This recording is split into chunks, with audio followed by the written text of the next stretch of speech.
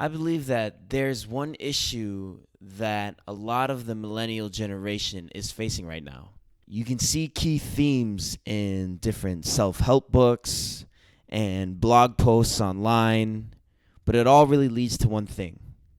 That thing to me is that we're lost. We don't know where we are, we don't know where we should go, and not knowing is kind of killing us. There comes a point in time where a lot of us start to ask these questions. Here's my answer. This is a very simple graph about life.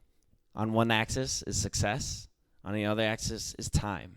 And the two curved lines already on the graph represent the guidelines to the path that we all walk on, but more on that later. I'm going to explain this graph by talking about my own life. So I was born in Toronto, Canada, and moved to Milwaukee, Wisconsin when I was about 7 years old.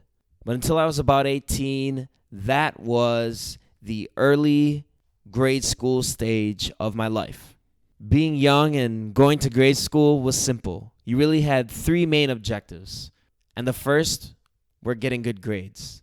This is especially true of anybody who grew up in a Filipino household. How else were you supposed to become a successful brain surgeon at a prestigious hospital? While you're in this grade school phase, you're also focused on your social life.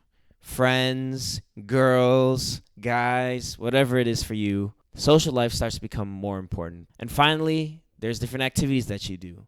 Band, sports, art, whatever interests you had, that's what you were exploring at this time. But ultimately, you had to stay within the walls of this path because you learn early on that following this path will take you to this level of success. We set goals as kids to become something in the future that our parents tell us is successful. Once you graduate high school, you're told to make a choice about what you want to do with life.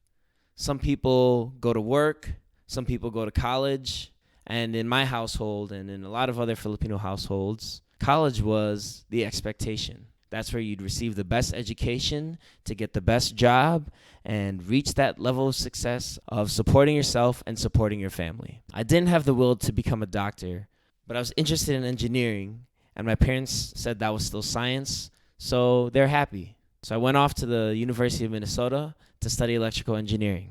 It was there that I really thought I would get my freedom. I was choosing the classes I wanted to take. I was doing the things that I wanted to do, being away from home. I thought I really had control of my life, but the guidelines were still there. I still had to get good grades in order to get a good job that would take me to this level of success. There's still the whole social pressures that were going on with friends, girls, and there's still activities that I was involved in. College was ultimately the same as grade school, plus a little bit more drinking. But we were still within these guidelines in order to reach the level of success that we wanted, and we were close. By the time I was a senior, I had switched my major to management information systems, but I was still able to land a job with a consulting firm. So when I graduated, I felt like I was ready to take over the world. I had all the knowledge and experiences from college. I had a great job at a consulting firm where I could support myself and even help out my family.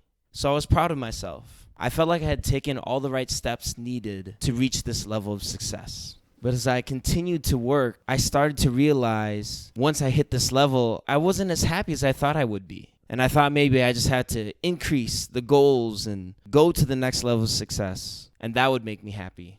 But I started to look around and see some of my peers and mentors, and not all of them were happy in the way that I thought you would be at that stage. And that's when I started to question myself. What was I doing here? Do I really want to be here? Where should I go? What is my purpose in life?